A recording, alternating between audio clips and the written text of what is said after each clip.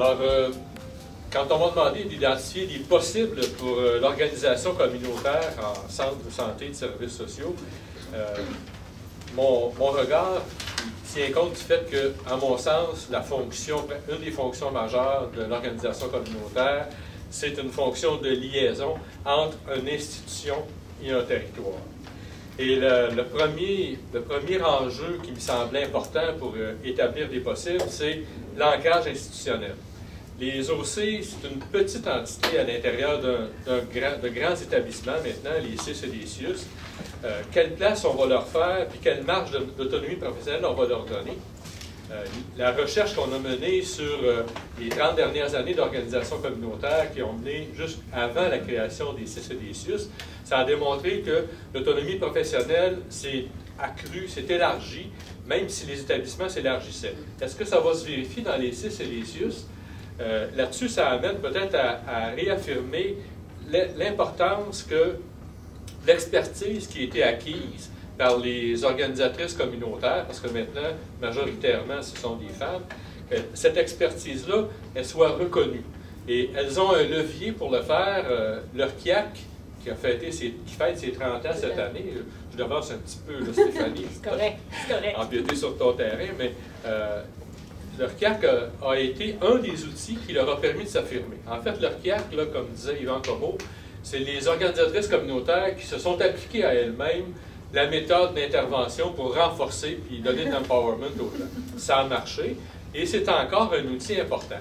Le cadre de référence que l'ORCAC s'est donné il y a maintenant 8 ans, celui-là date de 2010, il est en révision, mais cet outil-là, ça fait partie des moyens et des mécanismes qui permettent de tailler sa place et ça fonctionne à condition qu'il y ait des gestionnaires qui soient ouverts. On a posé une question tantôt sur la gouverne.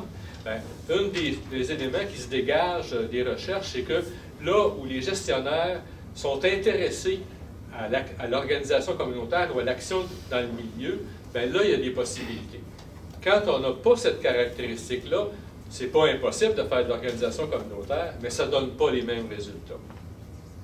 Ce qui est clair, c'est que à l'intérieur des établissements, les organisatrices communautaires ont une offre de services. On l'a défini sur 4 axes, le développement local et des communautés, les actions transversales sur les déterminants de la santé, le soutien aux organismes du milieu, on en a parlé tantôt, et la contribution au programme de l'établissement, CIUS.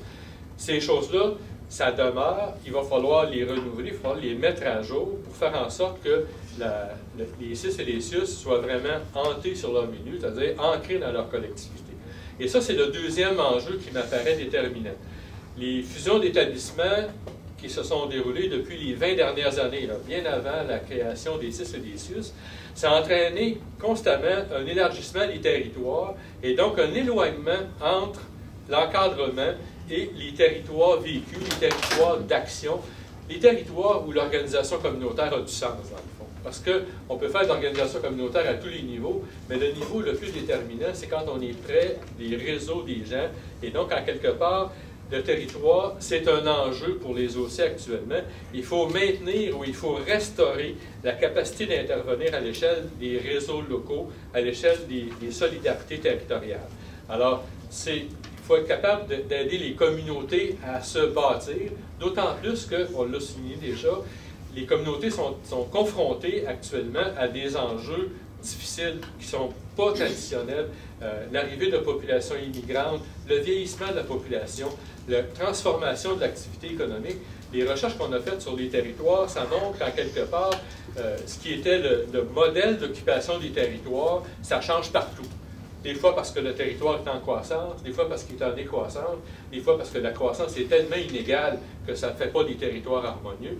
Alors, on a besoin de rebâtir. Deuxième caractéristique des territoires, on en a parlé un petit peu, les choix politiques qui ont été faits, en particulier ceux du dernier gouvernement québécois, le gouvernement de 2015, qui a travaillé à la chaîne-ça pour couper tout ce qu'il y avait d'outils de participation citoyenne. Bien, le modèle québécois qui s'était bâti depuis la Révolution tranquille, depuis la fin de la Révolution tranquille, dans les années 80-90, début des années 2000, ce modèle-là est fortement ébranlé. Il y a des communautés qui qui montrent qu'on est capable de passer à travers, mais elles ont besoin de soutien. Et là-dessus, l'organisation communautaire peut apporter une contribution majeure. Troisième élément qui est fondamental dans cette dynamique-là, le gouvernement a confié aux municipalités et au MRC le rôle de gouvernement de proximité. C'est une contrainte et c'est une occasion assez fabuleuse parce que là, on a des gens qui sont près des territoires d'appartenance, qui sont près des milieux d'intervention, qui sont près des réseaux de territoires vécus. En même temps, les élus municipaux, on peut se le dire, ils sont confrontés depuis quelques années à des tâches qui n'ont jamais été les leurs. On leur a toujours demandé de gérer la voirie, l'enlèvement des vidanges, puis la gestion des voies publiques. Là, ils sont confrontés avec le développement économique, le développement social, les questions d'environnement, et ils en ont plein les bras. Et il y en a qui sont ouverts, hein, qui cherchent à apprendre, qui veulent. On a travaillé dans la définition des projets de recherche avec la Fédération québécoise des municipalités. Il y a des élus qui disent « on a besoin que vous soyez là pour nous aider à mieux comprendre ces enjeux-là ». Il y en a d'autres qui disent « laisse faire, on sait quoi faire ».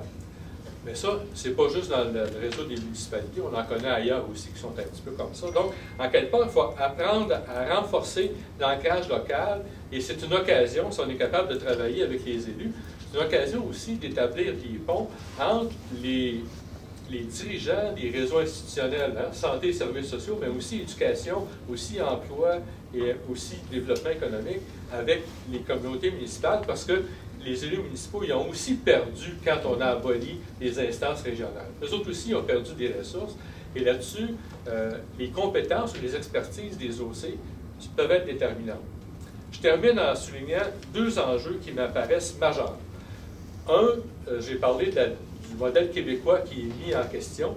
Je pense qu'on est pris, et ça, c'est pas propre au Québec, là, on est devant le défi de renouveler l'État social. L'État social qui a été mis en place après la Deuxième Guerre mondiale, il est fortement ébranlé actuellement à peu près partout dans le monde, et ici aussi.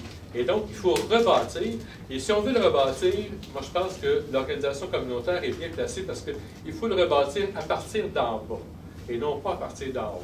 C'est sûr qu'on a des enjeux politiques, hein, on va voter dans quelques mois, puis peut-être que ça va être déterminant pour la capacité ou non de rebâtir le modèle québécois, mais il faut travailler à partir de la base. Donc, toute la question de la participation citoyenne, il faut être capable d'aider les gens à garder une vision puis garder de l'espoir.